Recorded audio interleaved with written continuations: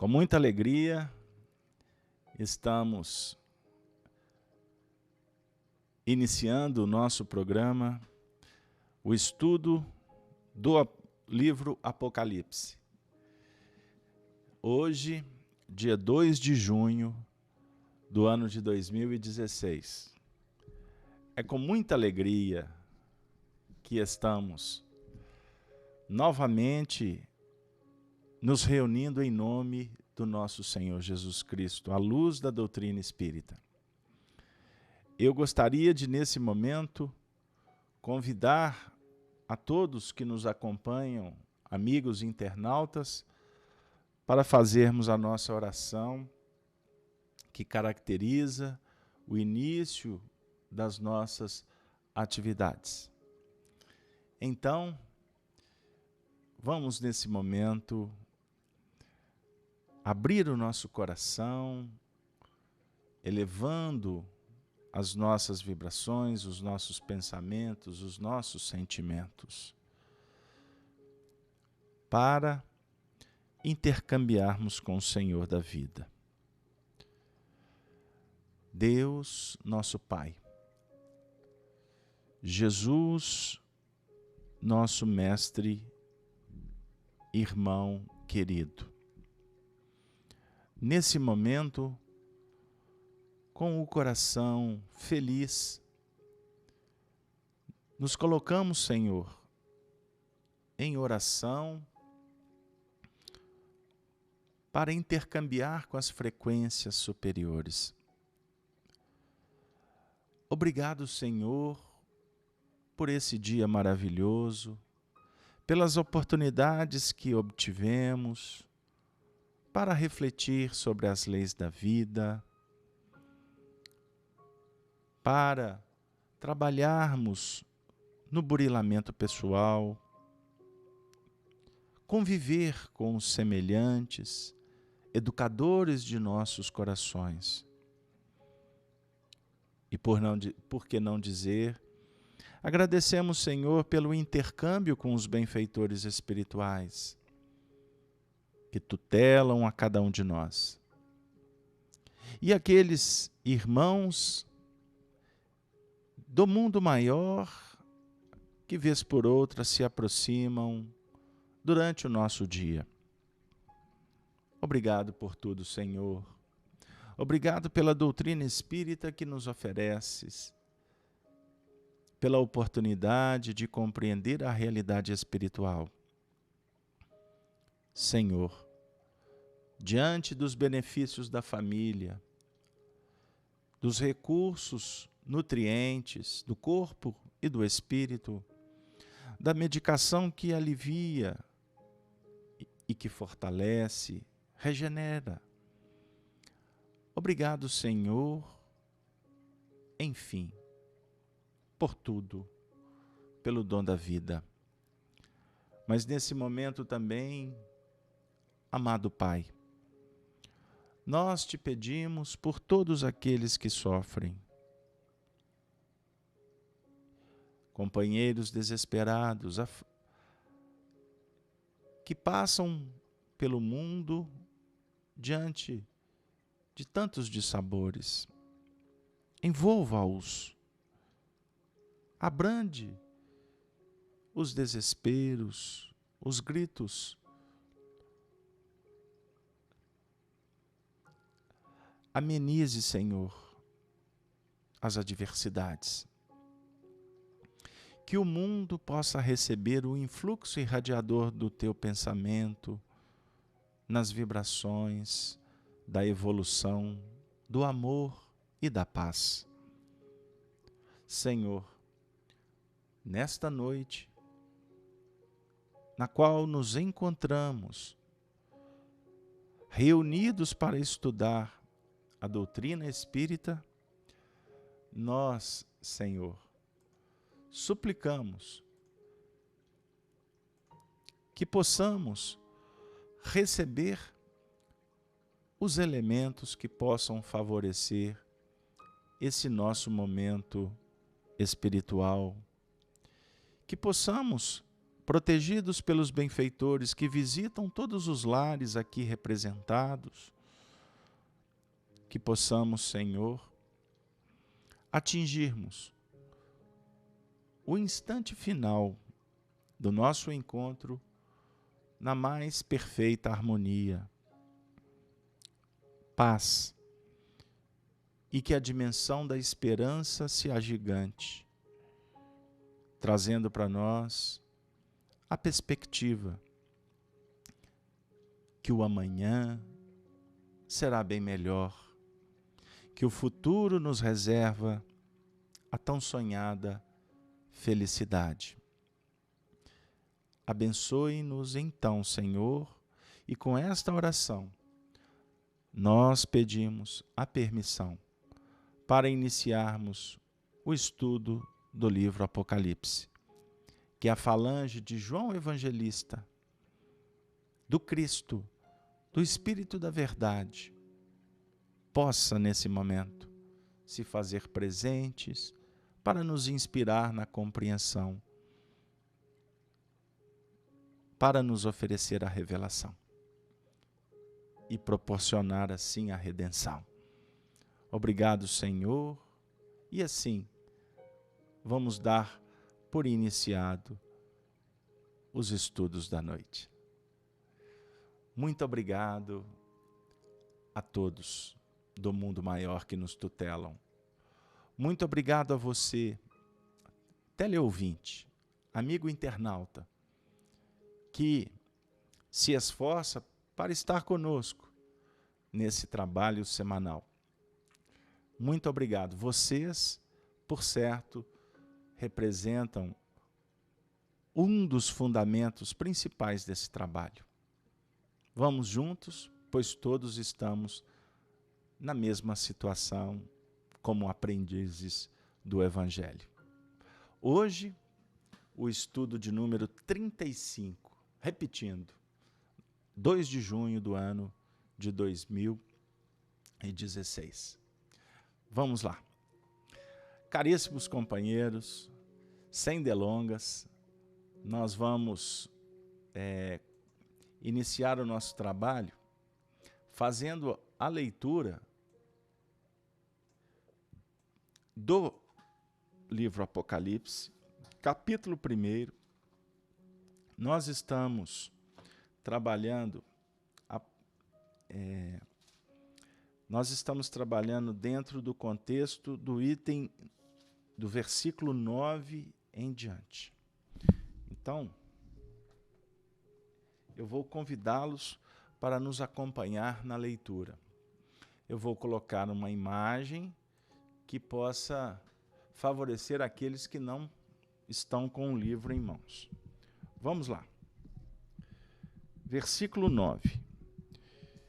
Eu, João, que também sou vosso irmão e companheiro na aflição e no reino e paciência de Jesus Cristo, estava na ilha chamada Patmos por causa da palavra de Deus e pelo testemunho de Jesus Cristo. E fui arrebatado em espírito no dia do Senhor, e ouvi detrás de mim uma grande voz como de trombeta, que dizia: o que vês, escreve-o num livro e envia-o às 7 igrejas que estão na Ásia, a Éfeso, a Esmirna, e a Pérgamo, e a Tiatira, e a Sardo, e a Filadélfia, e a Laodiceia. E virei-me para ver quem falava comigo. E virando-me, vi 7 castiçais de ouro. E no meio dos 7 castiçais, um semelhante ao Filho do Homem, vestido até os pés de vestido comprido e cingido pelos peitos como um cinto de ouro. E a sua cabeça e cabelos eram brancos como a lã branca, como a neve, e nos seus olhos como chama de fogo. E os seus pés semelhante a latão reluzente, como se tivessem sido refinados numa fornalha, e a sua voz como a voz de muitas águas. E ele tinha na sua destra 7 estrelas, e da sua boca saía uma aguda espada de 2 fios. E o seu rosto era como o sol, quando na sua força resplandece. E eu, quando o vi, caí a seus pés como um morto. E ele pôs sobre mim a sua destra, dizendo-me: não temas, eu sou o primeiro e o último. E o que vivo e fui morto. Mas eis aqui estou vivo para todo sempre. Amém. E tenho as chaves da morte e do inferno. Escreve as coisas que tem visto e as quais são e as que depois destas hão de acontecer. O mistério das 7 estrelas que vistes na minha destra e dos 7 castiçais de ouro. As 7 estrelas são os anjos das 7 igrejas e os 7 castiçais que vistes são as 7 igrejas.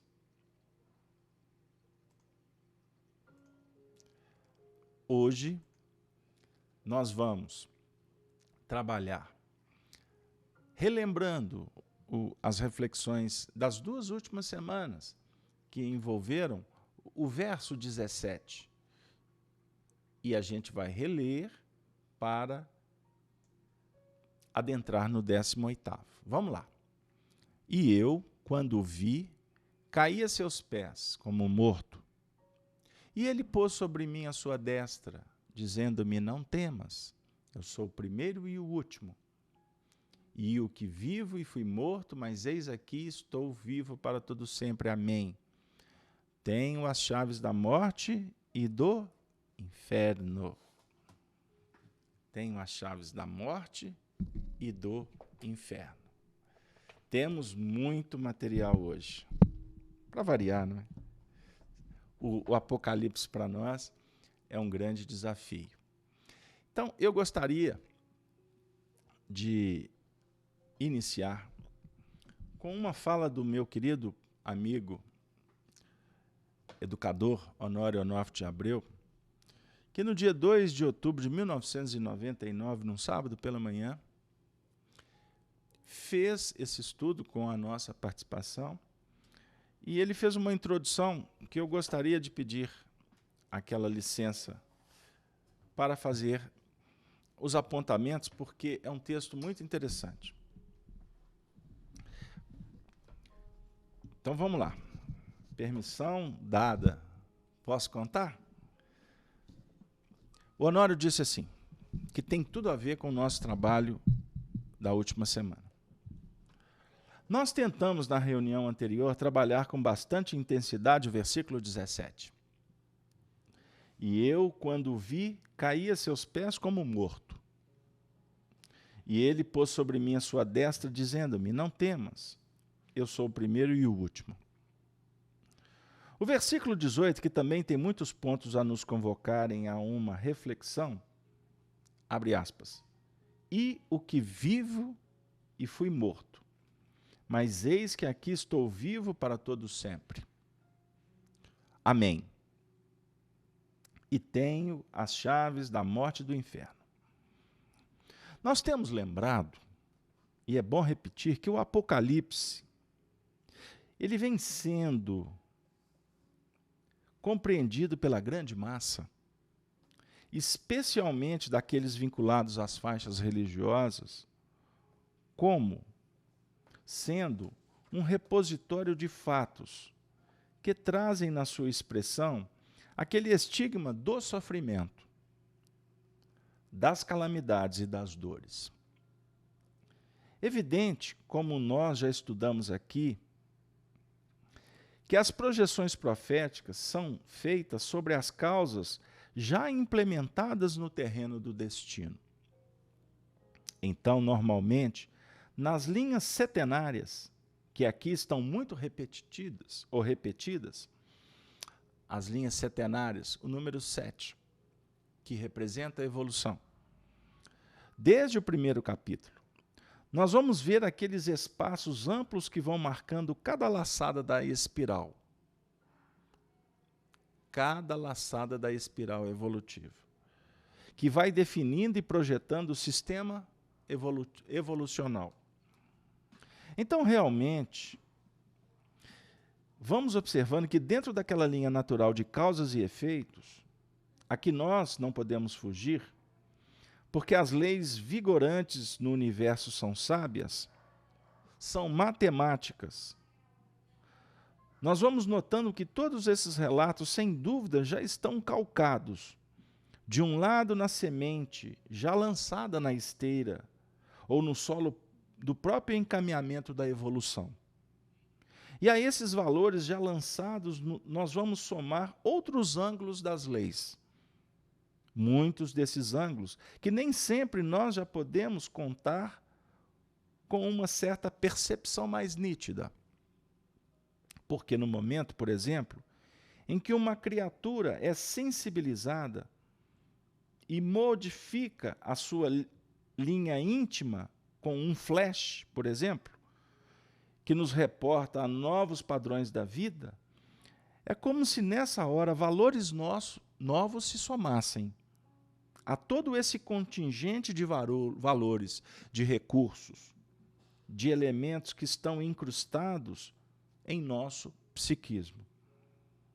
Então, quando nós encontramos no capítulo 24 de Mateus, que trata do sermão profético, que daquele dia, ora, ninguém sabe, nem o Filho, nem os anjos, mas somente o Pai, é porque só nele, no Pai, na sua abrangência absoluta, é capaz de definir ângulos, às vezes veladamente presentes numa oscilação mental de alguém.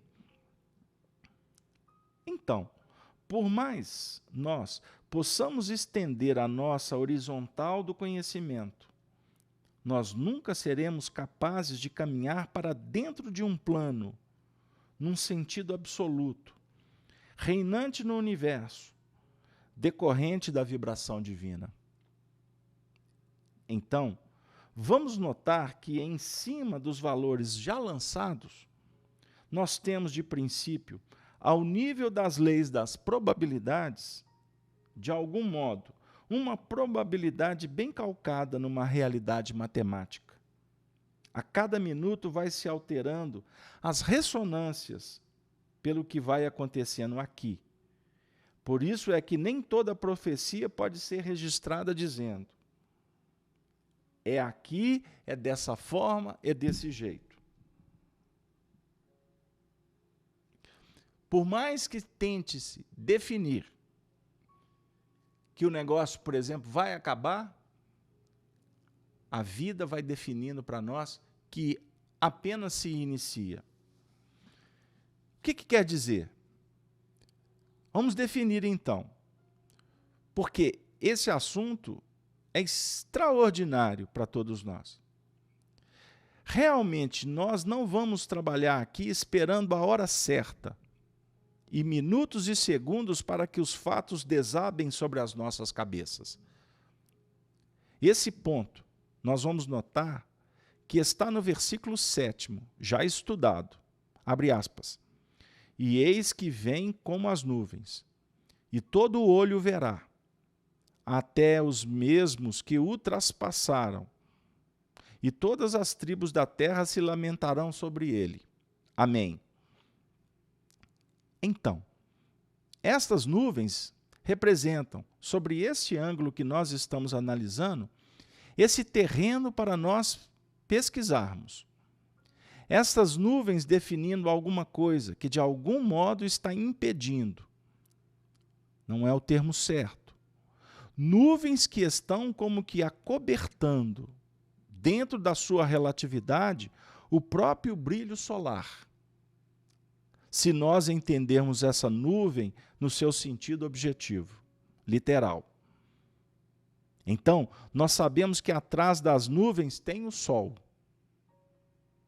É uma nuvem para ter um sentido acalentador, um sentido assim de reduzir a intensidade do raio solar num dia de calor, como ela pode representar também uma ameaça. Pode apresentar uma soma de valores que poderão a qualquer momento desabar sobre nós. Então, realmente, o Apocalipse define que o esquema está montado. Se for basear só no plano da nossa sementeira, e segundo o próprio Evangelho no capítulo 16 de Mateus, nós vamos encontrar a expressão magnânima para esse contexto. A cada um é dado segundo as suas obras. Então, desaba mesmo. Mas acontece que a proposta da misericórdia divina não é liquidar, não é machucar, não é punir. A proposta superior é fazer o ser avançar, libertar-se, integrar-se nas faixas maravilhosas e expressivas do amor. Vamos pensar. Então, aqui no versículo 17, voltando, ele cai aos pés como morto, definindo que nessa altura cessavam todas as linhas de conceitos, de concepções do João Evangelista. Repetindo, quando ele cai aos pés como um morto, representa que cessava todas as linhas de conceitos, de concepções da personalidade João Evangelista, que é o que teve a visão. Como quem diz, deixa eu me apagar aqui para que esta expressão se faça nítida e ampliada. Entre outras palavras, é o que João Batista apresenta como um conteúdo libertador para nós que estamos no processo da evolução. Quando ele diz assim, é necessário que ele cresça para que eu me diminua. É esse movimento de cair morto, de desativar as linhas indutoras que nos fixam no passado, no ego. É abrir-se para que a luz crística seja notada, seja decodificada, para que esta expressão crística seja, portanto, incorporada dentro de nós outros. Como que a linha crística é incorporada? Vou repetir. Análise, síntese, percepção, decodificação, vivência. O Evangelho, como uma proposta de renovação, é o Evangelho da vida. Embora tratemos o assunto ainda ao nível da intelectualidade. Nós estamos estudando o Apocalipse para consolidar essa busca de sintonia com o Cristo, com Jesus, Jesus de Nazaré. Estamos estudando os ensinamentos. Então, estamos criando sintonia. 2000 anos de sintonia. O Apocalipse apresenta para nós um esquema montado, um projeto arquitetado, elaborado, que vai consolidar o processo da redenção. Por isso é que ele é a chave que vai efetivamente abrir os portais do nosso inconsciente, para que a gente saia, para que a gente opere, para que a gente realize, fundamentando o Cristo, o Filho do Homem que João Evangelista percebeu aqui. O Filho do Homem, o nosso futuro, que é Jesus, porque ele vive o nosso futuro, ele é pleno no nosso futuro. Para nós é idealismo, para nós é filosofia, para ele é verdade. Então nós procuramos essa linha que demarca os nossos limites, a partir da amplitude das expressões de Jesus. Quanto mais amplo Cristo, mais diminuto se faz o nosso interesse em operacionalizar em contraposição à mensagem dele. Quanto mais ele se agiganta nas expressões do amor e não acadêmica, nós vamos nos sensibilizando, nós vamos nos curvando diante da beleza do muito obrigado, do vai com Deus, daquele momento de romantismo, daquele momento de ternura, daquele instante saudoso, de bons sentimentos. São expressões dessa onda crística que vai sendo assimilada pelo espelho da nossa mente, da nossa alma. Só mais um trecho do Honório para a gente voltar para o projeto aqui que está bem organizadinho aqui para a gente. Então, ele cai aos pés como morto, definindo que nessa altura cessavam todas as linhas de conceitos, de concepções da personalidade de João Evangelista, que é quem tem a visão. Como quem diz, deixa eu me apagar aqui para que esta expressão se faça nítida e ampliada. E continua. E ele pôs sobre mim a sua destra, dizendo, não temas. Foi comentado também sobre essa expressão não temer. Eu, pessoalmente, ou melhor dizendo, desculpem, o temor é uma necessidade. Lembram que nós trabalhamos isso aqui também? O temor é uma necessidade. É uma válvula de contenção. É uma válvula de condução mais segura da nossa vida. Mas ele não pode ter um papel vigorante. O temor não pode ter um papel vigorante. Não pode ser a tônica da vida, o temor.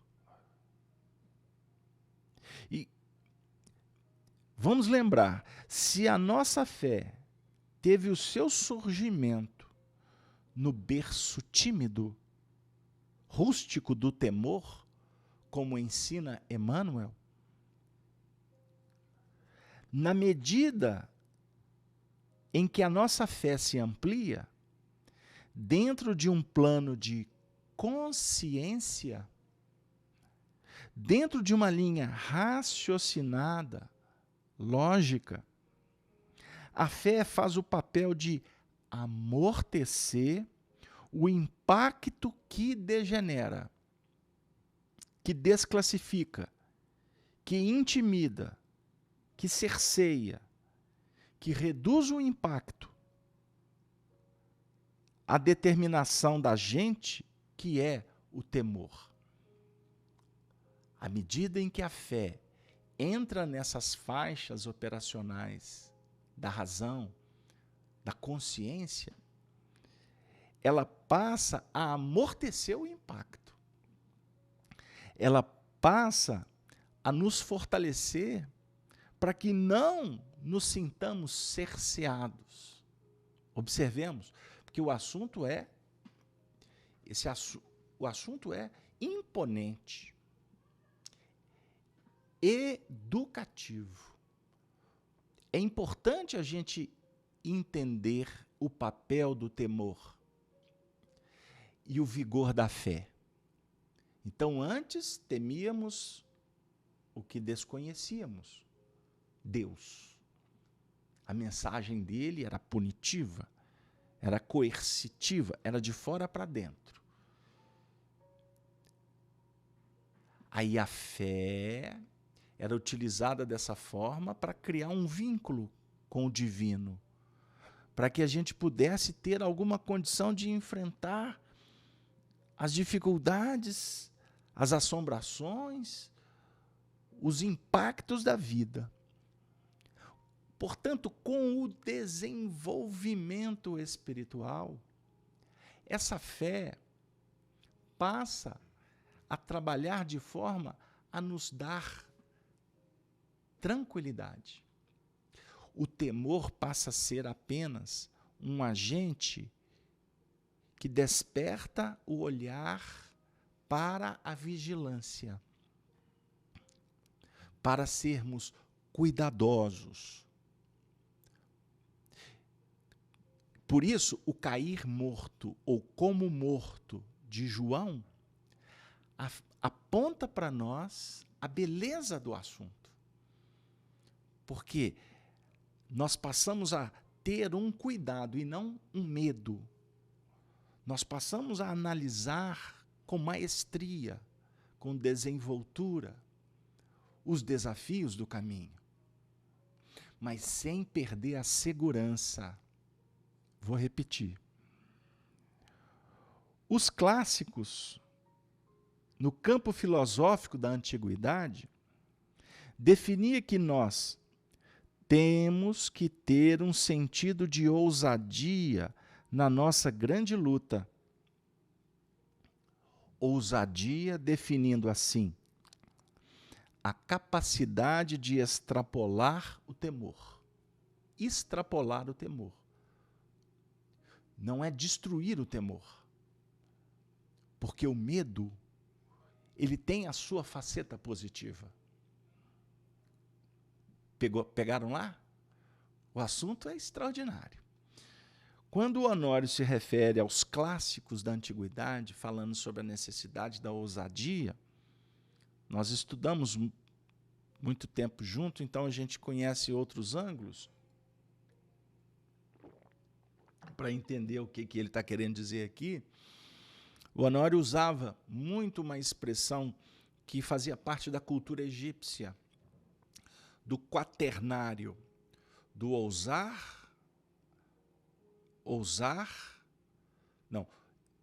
do saber, do ousar, do calar e do... Está faltando um, daqui a pouco eu lembro. Ousar, falar, calar, silenciar. Não. Daqui a pouco eu ajusto. Está faltando um pilar aqui desse quaternário. Então é necessário saber, compreender a vida, calar diante das adversidades, mas ao mesmo tempo ousar para sobrepor. O calar tem a ver com o cuidado antes e o cuidado durante. Porque aqui a sabedoria não implica no lidar com a consequência. Porque a consequência por si só representa aqueles, vamos dizer assim, aqueles elementos necessários para o nosso aprendizado. Então nós lidamos com o mundo de causa e efeito. A causa é a nossa responsabilidade. O efeito são os nossos desafios a serem resolvidos. Fez, resposta. Pediu, resposta. Agiu, consequência. Então nós estamos, todas as diversidades do caminho fazem parte de uma resposta da lei. Da lei que ainda nos auxilia aprimorando de fora para dentro, até que nós aprendamos a lidar com a lei de dentro para fora, definindo os efeitos de uma forma cada vez mais sutilizada. Os nossos frutos passarão a ser mais qualificados, a partir do momento em que a gente transubstancia esse mecanismo da produtividade. Meu Deus, que desafio! Então, eu vou buscar aqui no chat para me interagir um pouco com o pessoal. Marilac, muito obrigado, Marilac. Você está colocando aqui, nós extrapolamos o temor à medida em que a nossa confiança em Deus cresce. nos sentimos envolvidos pela fortaleza que a fé emana. A Marilac foi lá nas esferas superiores. Ela captou a onda crística que está invadindo todos os lares aqui, sintonizados com o projeto. É isso mesmo, querida. Observem bem aonde que você entrou, a sintonia que você estabeleceu. Então, a ousadia, quando ela é inconsequente e leviana, ela pode representar ou apresentar um sistema reversível de sofrimento e de complicações kármicas para nós. Então, essa ousadia representa aquele lance nosso em cima das dificuldades cerceantes da nossa liberdade. Essa ousadia, ela ganha em tranquilidade, em segurança e em probabilidade de êxito. A ousadia com o Evangelho. Diferente da ousadia irresponsável. Probabilidade de êxito. Na medida em que nós passamos no seu planejamento dos elementos do filtro do bom senso, da lógica e da razão. Aí agora o Honório citou uma passagem do Evangelho que eu gostaria de trazer aqui para a gente pensar sobre ela. Porque ele vai falar sobre a passagem que trata dos mansos e dos humildes do coração, que a gente tem dificuldade de entender. A gente acha que manso, humilde, é o passivo, o apagado. Não é por aí. Não é por aí. Você colocar o manso ou humilde apagado, você está tirando o contexto da evolução dele. Jesus não trabalha assim. Jesus não trabalha apagando, apassivando no seu sentido de alienação. Vamos falar assim.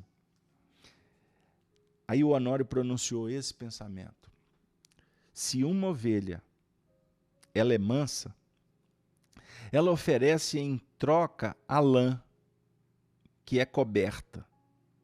Então, todo o processo nosso, em que nós somos levados a doar, dentro de um plano da simplicidade, essa postura representa um componente positivo de resposta.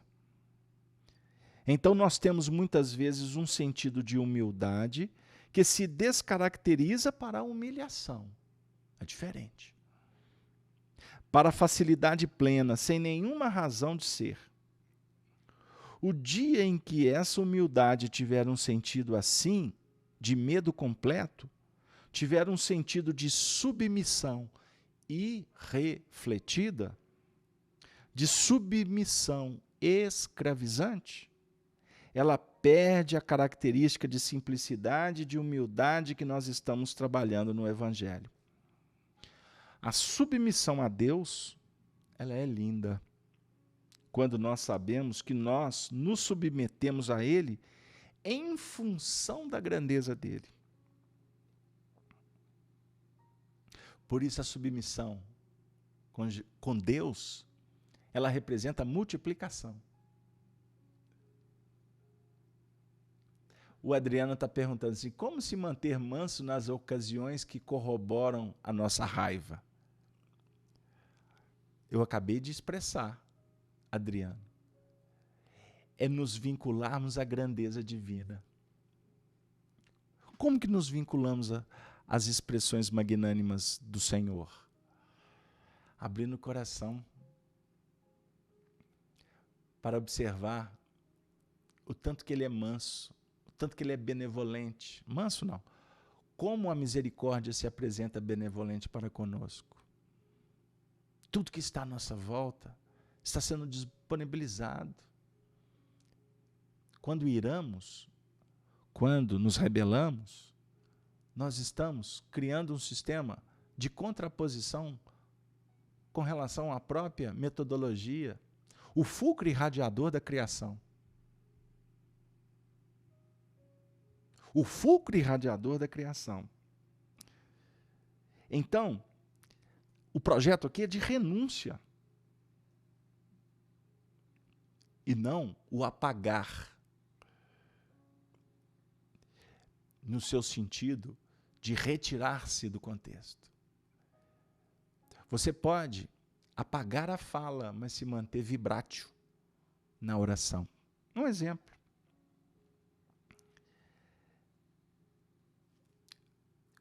Jesus enviou os 12 em missão. E como ele enviou os 12? Capítulo 10º do Evangelho de Mateus. Ele encaminha as ovelhas no sentido de desativar a agressividade. Porque ele confia plenamente nas ovelhas. Ele envia as ovelhas, ele lança as ovelhas no meio de lobos. Jesus dá essa instrução. Ele confia plenamente nessas suas ovelhas. Ele não está mandando as ovelhas para o suicídio. Ele encaminha as ovelhas no sentido de desativar a agressividade inconsequente do lobo. É a única coisa capaz de desativar a agressividade, é essa postura de oferecer ângulos que penetram terreno adentro daquela individualidade, em outra configuração. Nem sempre o processo verbalístico por si só, mas existe alguma coisa que se veicula aí, de uma profunda capacidade magnética. E esse magnetismo, que não é cerceador, mas é um magnetismo fortalecedor. É amor na sua essencialidade, que é capaz de penetrar para definir processos de cooperação, processos de envolvimento. É a aplicação da informação e da vivência. O assunto mexe.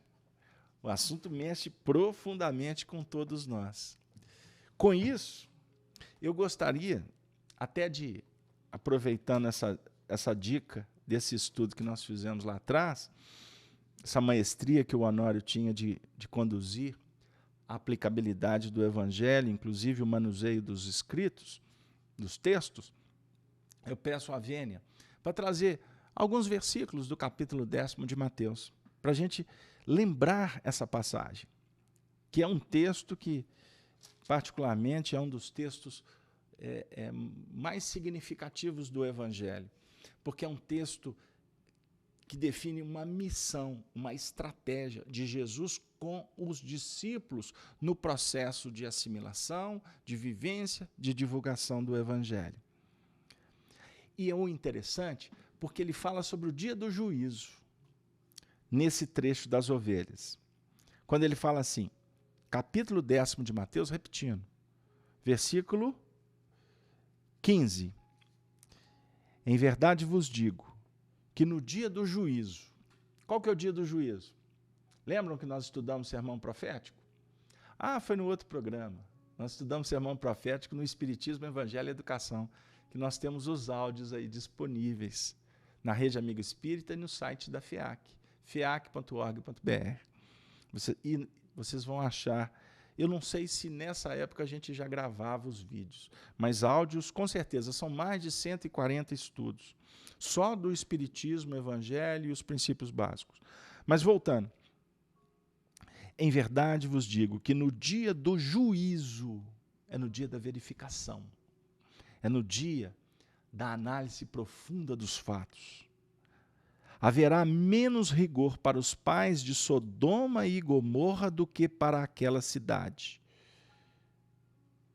Eis que vos envio como ovelhas ao meio de lobos.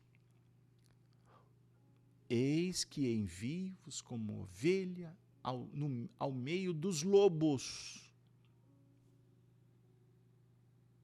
Portanto, sede prudentes como as serpentes e simples como as pombas. Acautelai-vos, porém, dos homens, porque eles vos entregarão ao sinédrio e vos açoitarão nas suas sinagogas, e sereis até conduzidos à presença dos governadores e dos reis por causa de mim, para lhes servir de testemunho a eles e aos gentios. Mas quando vos entregarem, não vos dê cuidado. Como ou o que haveis de falar? Não temas, não fiquem preocupados. Porque naquela mesma hora vos será ministrado o que haveis de dizer. Porque não sois vós quem falará, mas o Espírito de vosso Pai é quem fala em vós. E aí ele vai discorrer o processo de como que se dá na prática. O irmão entregará à morte o irmão, e o pai e o filho, e os filhos se levantarão contra os pais e os matarão. E odiados de todos sereis por causa do meu nome, mas aquele que perseverar até o fim será salvo. Um dia eu faço um estudo só da missão dos 12. Mas observemos, que extraordinário o encaixe do texto. Ele estava falando, ele estava dizendo qual seria a missão dos pregadores do Evangelho. Ok. Mas vamos pensar, vamos voltar e contextualizar com o nosso estudo. Vocês me permitem? Deixa eu voltar aqui. E quando vi, caí a seus pés como morto, e ele pôs sobre mim a sua destra, dizendo-me: não temas, eu sou o primeiro e o último. Observemos que extraordinário aqui. Ele está falando para a ovelha. A ovelha que se coloca na condição de ser tosquiada. Ela compreende o mecanismo. O desativar os preconceitos e permitir que o fruto, o filho, o futuro, comece a nascer na nossa intimidade. Quando ele fala que ele é o primeiro e ele é o último, me recordo que quando nós fizemos esse estudo, nós trouxemos algumas reflexões. Mas nós poderíamos dizer que se a gente estabelecer uma linha demarcatória evolutiva, Jesus, aonde nós iniciamos e até onde nós atingimos, Jesus está para além. Por isso é que ele é o primeiro e que ele é o último. O primeiro, na pureza, é o detonador do processo. O último é a consequência do processo que foi detonado nessa linha evolucional. Vamos refletir assim. Também, ele inicia o processo conosco com a primeira vinda, como Jesus, Jesus de Nazaré. Ele fecha o contexto como Jesus Cristo. Jesus de Nazaré é uma personalidade, está correto? Uma personalidade extraordinária. Um profeta, um Messias. Jesus Cristo deixa de ser Jesus de Nazaré e passa a assumir a condição do Deus vivo. O Cristo é Deus vivo. O Cristo é a irradiação solene, soberana da luz de Deus. Por isso é que nós iniciamos o processo evolutivo nascendo numa manjedoura simples. Anunciada. O filho foi anunciado. Porque antes do filho nascer, já existia uma história. Já existia um processo. E esse filho nasceu dentro de um contexto para receber uma história, para aprender com os progenitores, com os antecessores, e iniciar um projeto de crescimento. E aqui vai uma reflexão interessante, que José era carpinteiro, Ele lidava com a madeira. Ele fazia da madeira obras de arte. Olha que interessante, Jesus foi filho de um carpinteiro. O processo evolutivo é como nós, que somos espíritos, que mergulhamos na Terra para aprender a lidar com as faixas evolutivas, no reino mineral, no reino vegetal que nos oferece a madeira, não é verdade? Olha que interessante. São recursos para que a gente possa burilar com uma enxó, com as ferramentas, burilar o nosso próprio mundo íntimo, na carpintaria da vida, na oficina do dia a dia, tendo um referencial extraordinário de um mestre que se apagou. O pai de Jesus se apagou. A grande missão de José, no dizer de Emmanuel, no livro Levantar e Seguir, é uma das páginas que eu mais reverencio em toda a obra de Emmanuel. É um texto simples, mas que ele conta, ele fala de José, pai de Jesus, que veio ao mundo com a missão de se apagar. Olha que interessante. Quem se destacou no processo? Foi José ou foi Maria? Foi Maria. Mas o José que foi o fator detonador. Aí se você acredita, se você se vincula à história de que ela foi concebida, agora já tem até espermatozoide que veio de outros mundos, coisas dos espíritos que contam através dos médiuns. E eu respeito, eu acho um pouco estranho, mas vamos que vamos, não é verdade? Que o espermatozoide não foi de José, né? Foi fertilização in vitro, foi um processo de laboratório. Não entro no mérito, porque o meu papel, o meu trabalho, seguindo as linhas demarcatórias dos exegetas do Evangelho à luz da doutrina espírita, como Emmanuel, é trabalhar a essência, polêmica para os polêmicos, com todo respeito a quem gosta das polêmicas, mas não é o nosso caso. Vou repetir. Nós somos convidados o tempo todo do movimento espírita a entrar em debates. Quando eu vejo que não tem objetivos sãs, escorrego, aprendi com Arnaldo Rocha e Chico Xavier, escorrego igual sabonete, igual quiabo, que é uma alimentação extraordinária que a gente tem aqui em Minas. Um franguinho com quiabo é um negócio maravilhoso. Mas, e se você não souber fazer o quiabo, ele dá uma baba que dá complicação no prato. E graças a Deus eu sei fazer um quiabinho com alho, 10. Mas na hora de escorregar, a gente escorrega. Mas vamos voltar. Não importa como é que ele foi fertilizado. O que vale é o seguinte, o pai se apagou, ele foi retirado da história. Quem que se apresentou exuberante? Foi Maria. Eu gostaria muito de fazer futuramente um estudo sobre Maria Santíssima. Pegar trecho por trecho e destrinchar, porque tem assunto demais. Eu tenho para mim que ela foi a primeira diaconisa. Ela foi o pilar dos apóstolos, dos discípulos. No silêncio dela, na envergadura moral dela.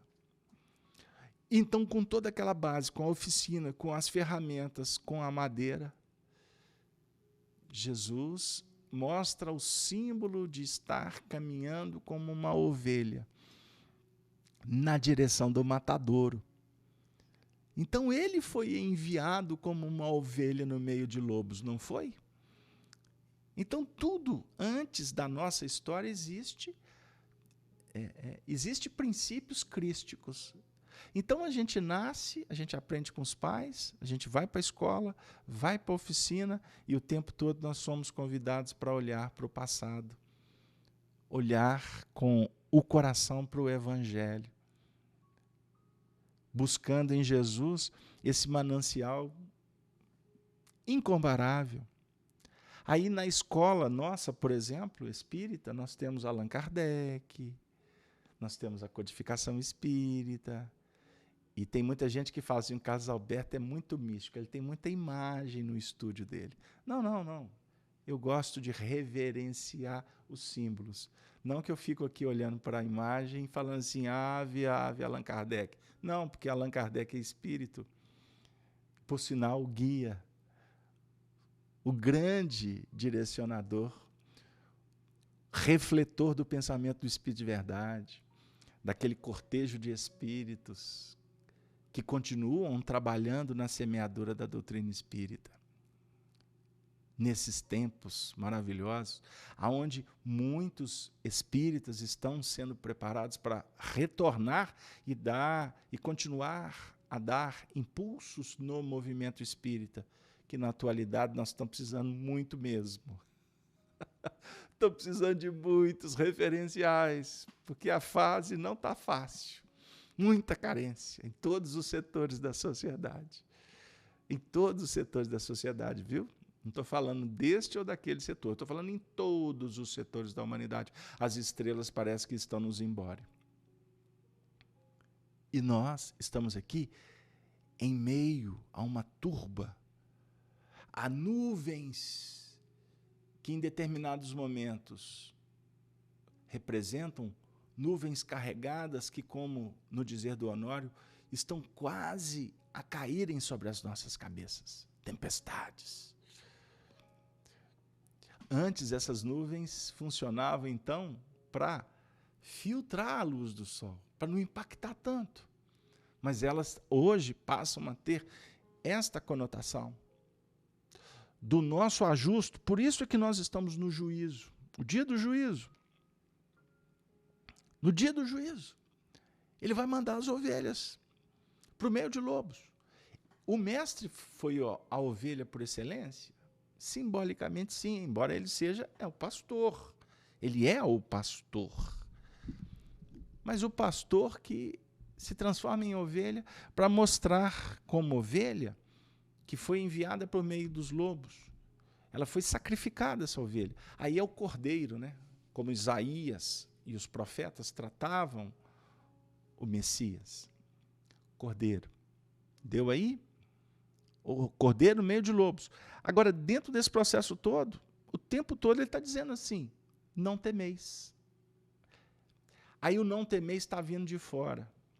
E eu gostaria agora, meus amigos, de falar, de refletir com vocês sobre o não temer, não como nós ouvindo essa voz não temeis, mas tendo a certeza, essa fé raciocinada, operacionalizada, e não temer mesmo.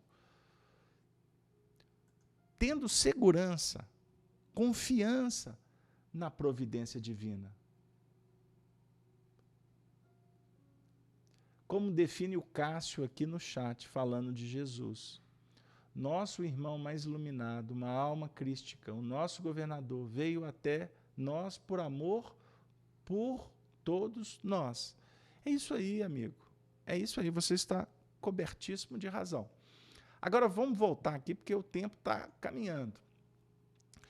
E o que vivo e fui morto, mas eis que aqui estou vivo para todo sempre. Amém. E tenho as chaves da morte e do inferno. O que nós poderíamos falar desse contexto?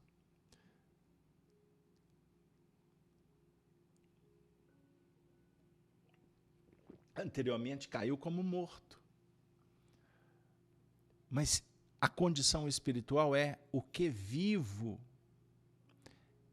E foi morto, por isso é que ele vive. Estou vivo para todo sempre, superando todos os procedimentos, as adversidades. E o Cássio está lembrando aqui, nenhuma ovelha a mim confiada irá se perder. Então, vamos começar a refletir agora em nível mais profundo, em nível mais, podemos dizer assim, sair um pouco da história, para falar da condição da libertação do espírito, a partir da verdade, a partir da revelação que vai se consolidando no coração dele. E como que nós fomos beneficiados na história, no contexto evolutivo, como nós estamos sendo agraciados ao longo do tempo pelas revelações? Nós temos a doutrina espírita. A doutrina espírita. Porque o texto vai falar das chaves. E tenho as chaves da morte e do inferno. Porque para adquirir a condição de segurança,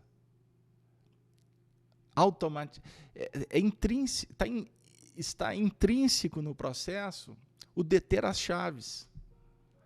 As chaves da morte e do inferno. E aqui é morte íntima, viu, gente? O inferno poderia falarmos sobre estado de alma, o inferno astral. Então, as chaves têm um papel aqui fundamental. Chave é para abrir porta. Allan Kardec apresenta a doutrina espírita como uma chave.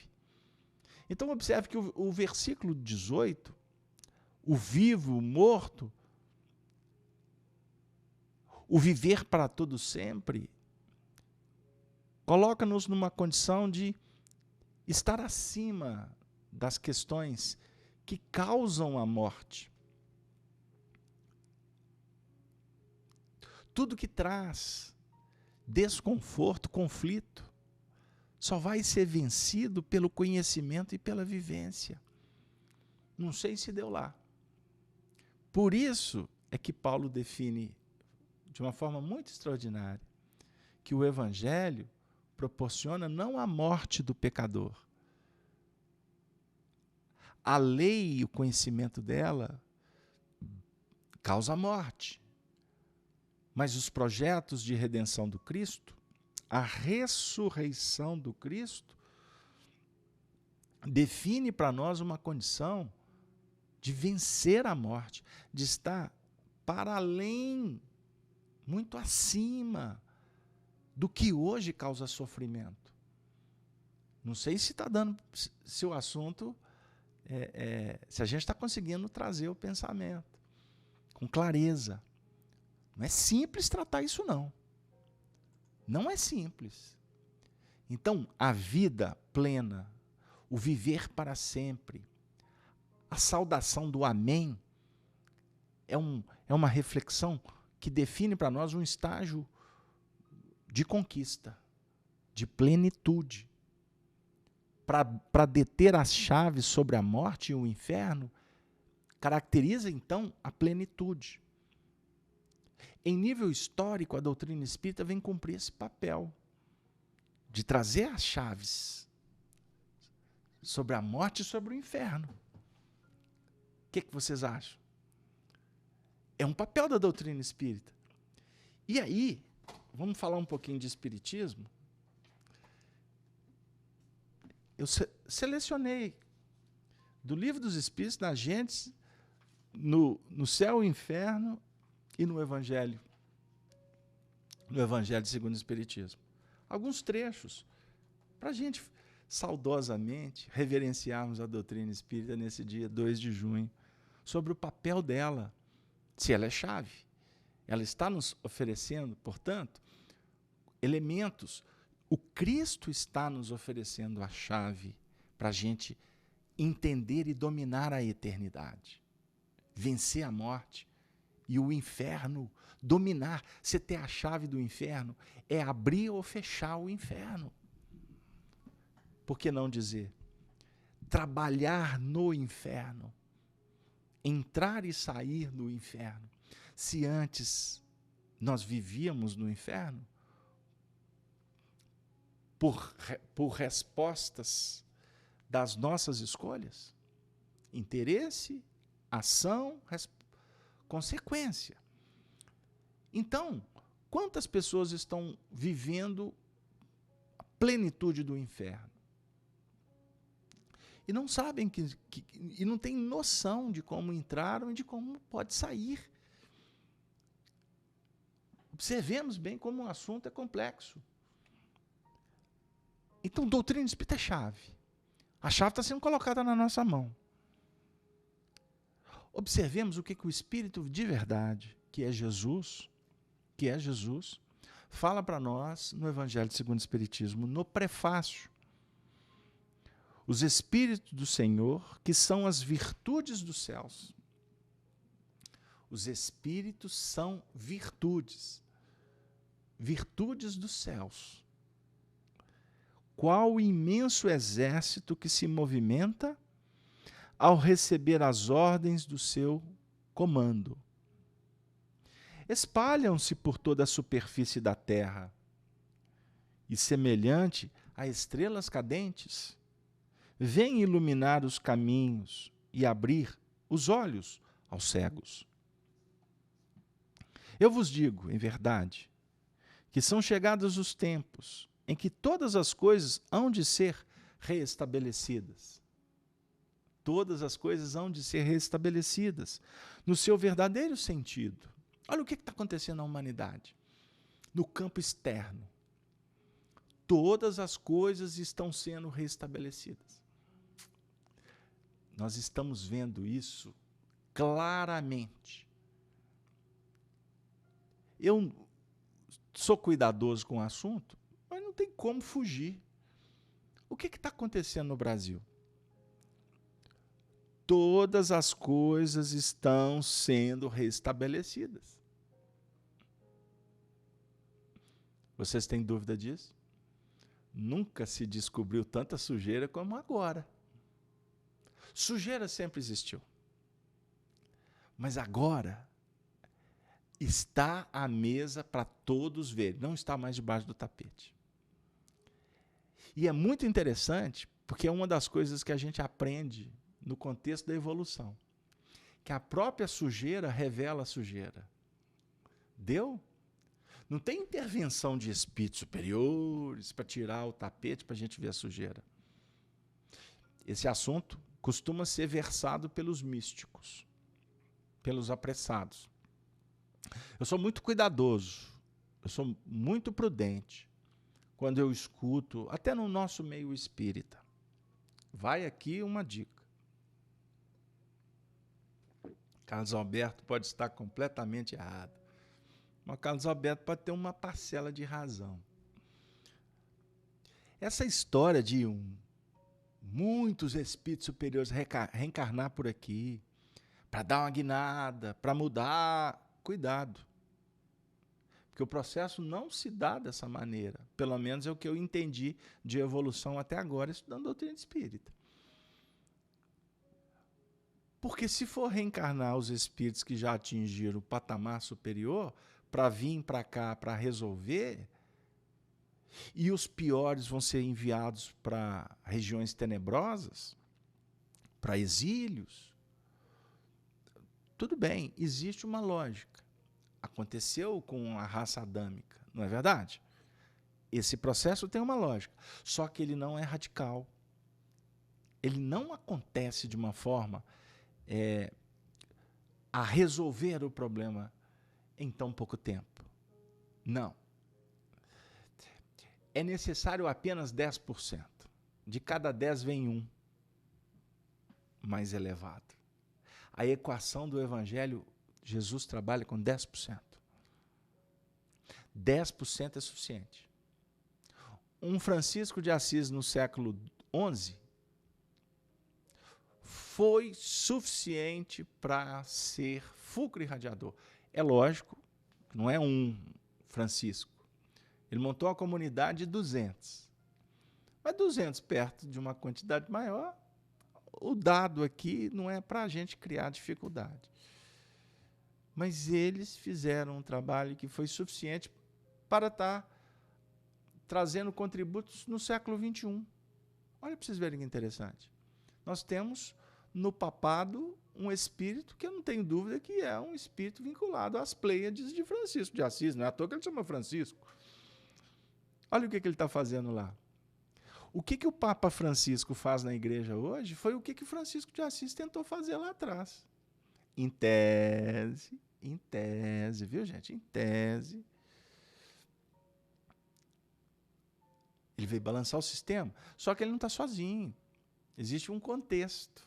Espíritos desencarnados assessorando, espíritos lá no processo são simpatizantes, podem ser um número de 10%, perto da maioria, que está vinculado ainda às repetições comportamentais, aos dogmas, às práticas milenares.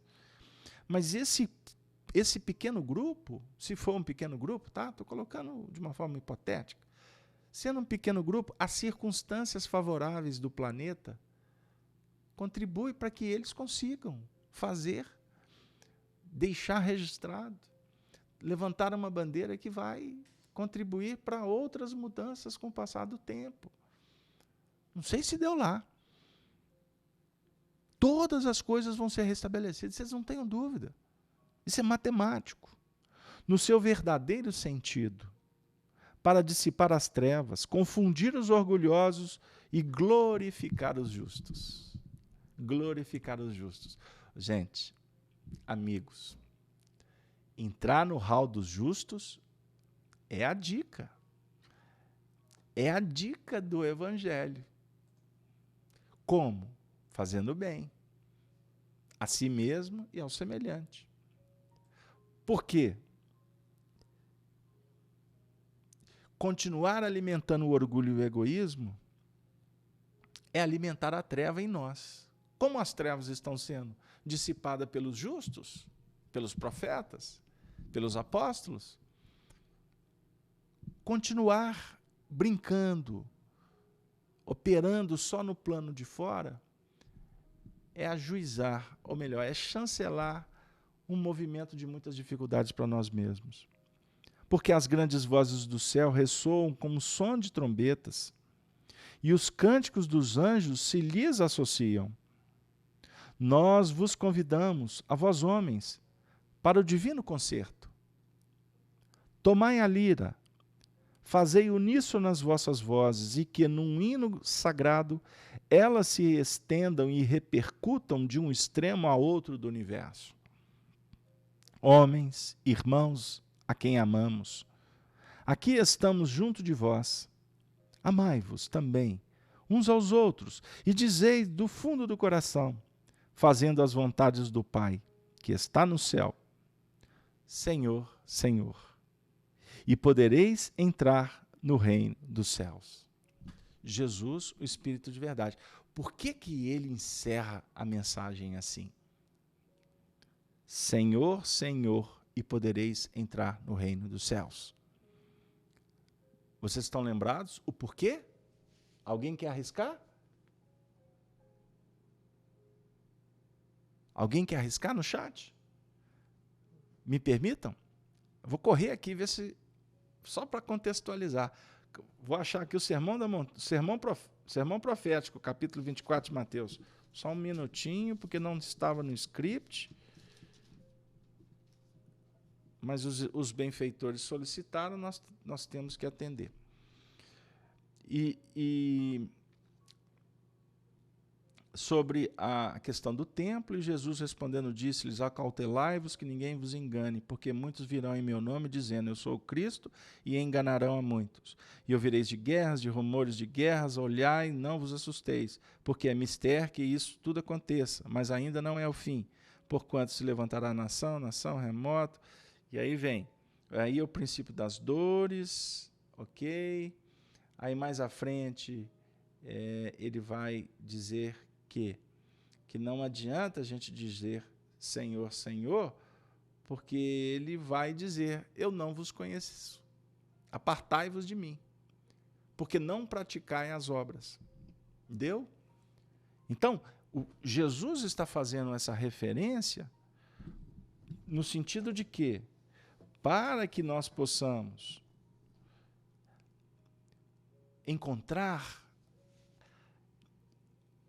utilizar e nos planificar sobre a morte e usando expedientes para entrar, para abrir e fechar portas do inferno, só conseguiremos pela prática da caridade. O contributo da doutrina espírita objetiva auxiliar toda a humanidade. Porque essas novas ideias, como a doutrina espírita, só vai frutificando quando a Terra está preparada para recebê-la. No contexto histórico, a humanidade recebeu em 1857 em Paris. Livro Céu e Inferno, no prefácio, Kardec diz assim: as novas ideias só frutificam quando a Terra está preparada para recebê-las. Ora, por terra preparada não se deve entender algumas inteligências precoces, que apenas dariam frutos isolados, mas um certo conjunto na predisposição geral, a fim de que não só dê frutos mais abundantes, senão que a ideia, ao encontrar maior número de pontos de apoio, também encontre menos oposição e seja, assim, mais forte para resistir aos seus antagonistas. O Evangelho segundo o Espiritismo já era um passo à frente. O céu e o inferno é um passo a mais, cujo alcance será facilmente compreendido, porque toca profundamente em certas questões. Contudo, não poderia ter vindo mais cedo. A chave para acessar o inferno, ela vai chegar na hora certa. Simbolicamente, ela está na codificação. Não sei se deu lá. Simbolicamente. Mas ela vai nós vamos tomar posse à medida em que nós compreendemos e vivermos o processo. Por quê? Olha que texto maravilhoso. As ideias prematuras costumam malograr porque as criaturas não estão maduras para as compreenderem. Nem sentem por ora a necessidade de uma mudança de posição. Hoje, é inegável para todo mundo que um grande movimento se manifesta na opinião pública, que uma reação formidável se opera progressivamente contra o espírito estacionário ou retrógrado da rotina, que os satisfeitos das vésperas são os impacientes do dia seguinte. A humanidade está em processo de gestação. Existe alguma coisa no ar. Uma força irresistível a impele para a frente. A semelhança de um jovem mal saído da adolescência e que entrevê novos horizontes, embora não os possa definir, e que se desfaz das fraldas da infância. O homem quer coisa melhor. 2 pontos. Alimentos mais sólidos para a razão. Esse desejo do melhor, porém, ainda não está bem definido. Buscam-no sem cessar. Todos trabalham para isso, desde o crente até o incrédulo, desde o lavrador até o sábio. O universo é um vasto canteiro de obras. Uns demolem, outros constroem. Cada um talha sua pedra para um novo edifício, cujo plano definitivo é prerrogativa do grande arquiteto, e cuja economia só será compreensível quando suas formas começarem a delinear-se acima da superfície do solo. E foi justamente este o momento escolhido pela soberana sabedoria para o advento do Espiritismo. Mais 2 minutos. Eu não resisto. Ler Kardec, sentir Kardec, estudar Kardec, é algo extraordinário. Os espíritos que presidem ao grande movimento regenerador agem, pois, com grande sabedoria e previdência, coisa que homens não podem fazer, porque aqueles abrangem a marcha geral dos acontecimentos, enquanto nós outros não vemos senão o círculo limitado do nosso horizonte. Tendo chegado os tempos da renovação, consoante os decretos divinos, era necessário que no meio das ruínas do velho edifício, o homem vislumbrasse, para não ser tolhido pelo desânimo, as bases da nova ordem de coisas que iria estabelecer-se. Era preciso que o marinheiro pudesse perceber a estrela polar que o haveria de guiar ao porto.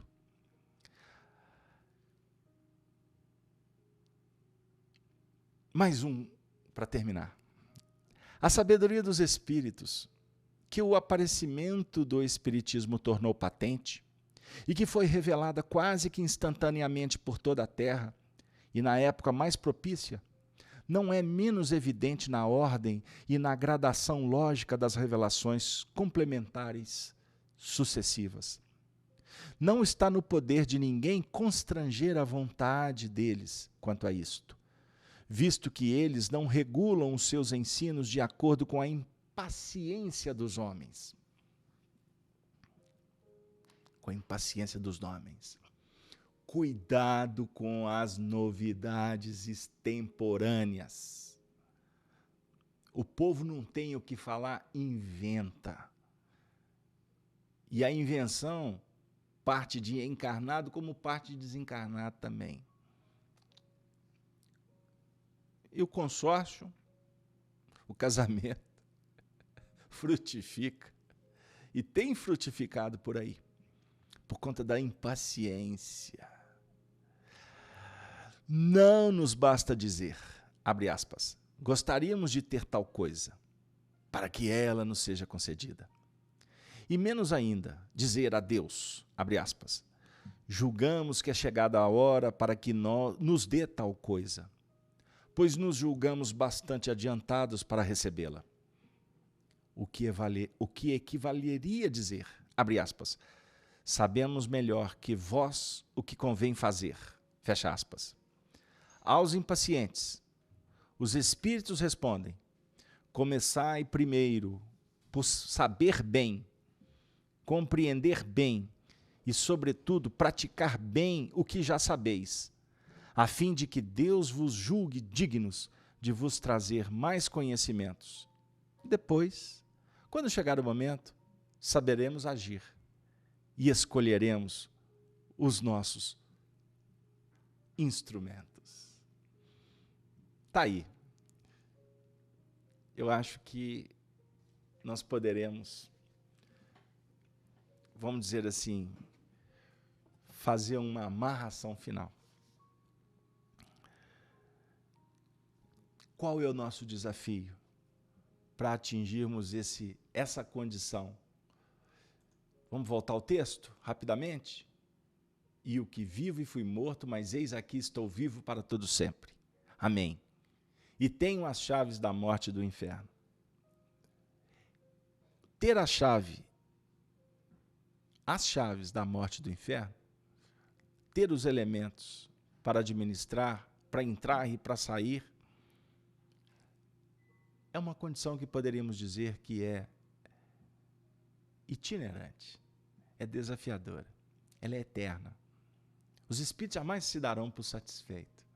Então nós vamos ler, vamos estudar o Apocalipse, como agora, muitas outras vezes, inclusive no plano espiritual, que é o que os espíritos fazem, e por isso eles nos trouxeram tantos contributos nesses momentos que vão caracterizando essa, entre aspas, o início de uma maturidade para adentrarmos nesses textos aqui na Terra. O contributo que já nos foi oferecido, os elementos que já foram depositados em nossas mãos, os benfeitores espirituais afirmam: começai primeiro por saber bem, por compreender bem o que está na nossa responsabilidade.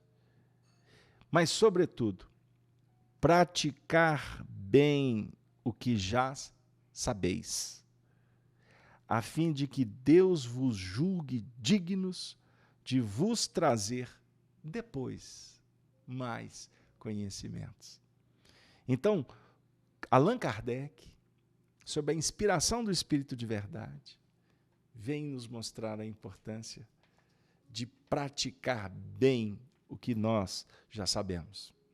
E aí eu vou, obrigatoriamente, voltar à leitura anterior, porque ela abriu essa perspectiva de trazer o texto do céu e inferno. Eu tinha mais texto da Gênesis e do Livro dos Espíritos, mas não cabe hoje mais. Então eu sou obrigado, já que o Espírito de Verdade abriu Kardec elucidou. Eu não posso fechar com Kardec. Isso contrapõe a didática. A didática do ensino espiritual.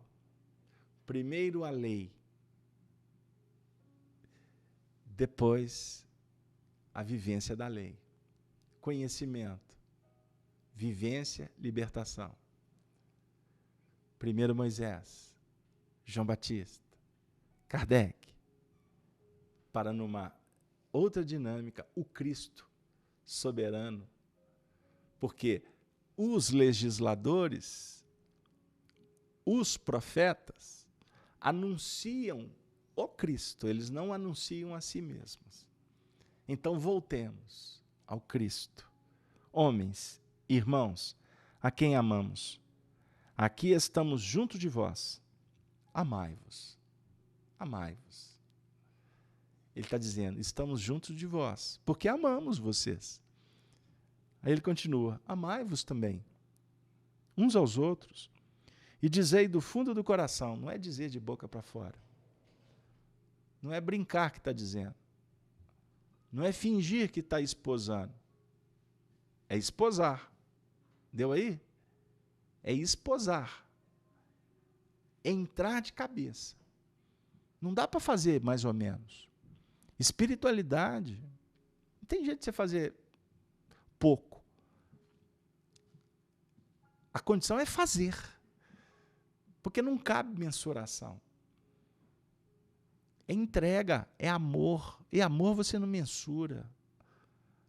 Você não fala assim, agora eu amo, depois não vou amar. Amor é eterno. Ele que plenifica a alma. Ele que nos projeta na comunhão com o Senhor. Dizei do fundo do coração, fazendo as vontades do Pai que estás nos céus, Senhor, Senhor. E assim, o Senhor não vai dizer que não nos conhece só porque nós dissemos Senhor, Senhor.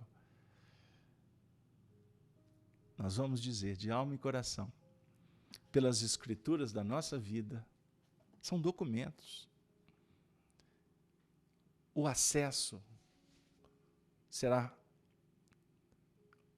definido por esta construção desse edifício, que é de responsabilidade nossa. O acesso, a autoridade, as conquistas na vida eterna. Ufa! Que Deus nos abençoe, que o Senhor da vida possa, nesse momento, trazer para nós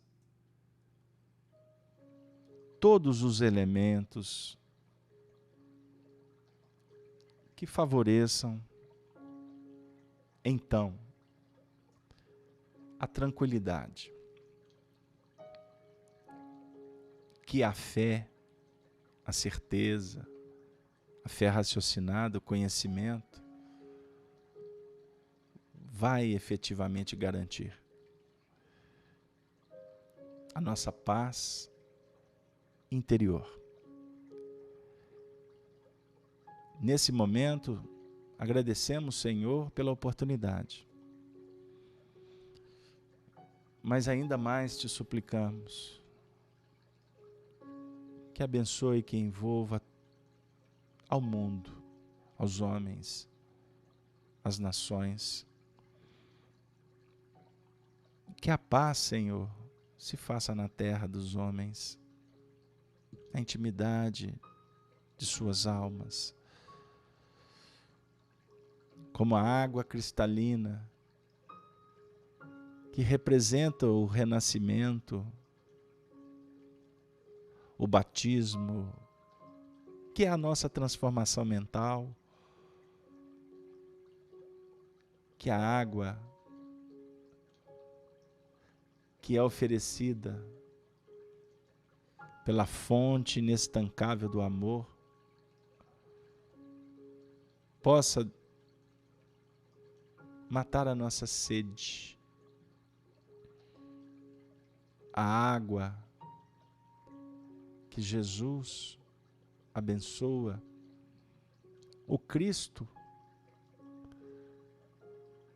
abunda, essa água pode ser saboreada,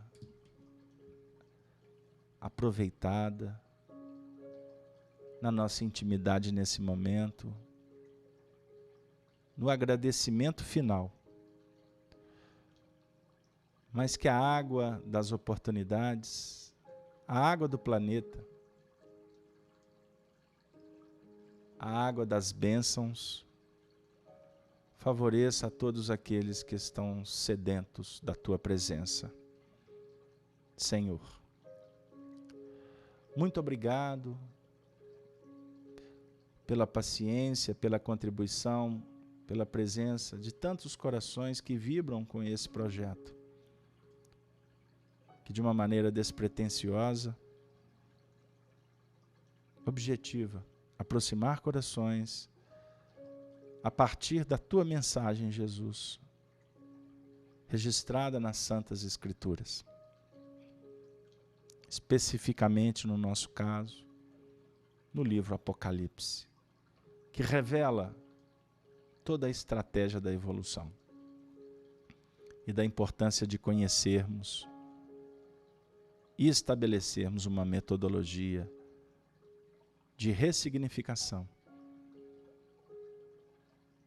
e de uma vinculação definitiva com as hostes superiores, nos planos do amor sideral, que intercambia as dimensões, os mundos, os seres. E nestes movimentos, nestas bênçãos, nessa dinâmica, nós, Senhor, te pedimos autorização para interrompermos mais um estudo. Que todos os nossos amigos possam ter uma noite produtiva, um belo descanso. E que as nossas almas, quem sabe, possamos continuar o aprendizado, podendo sentar, Senhor, à beira do lago de Genezaré, sentar ao teu lado e continuar recebendo as tuas sacrossantas lições. Sê conosco, Senhor. Jesus, nosso amigo, continue conosco para que estejamos com Ele, hoje, agora e sempre. Que assim seja. Nos despedimos com aquela saudação conhecida, tradicional, dos cristãos dos primeiros tempos. Ave, ave, ave Cristo. Boa noite para todos.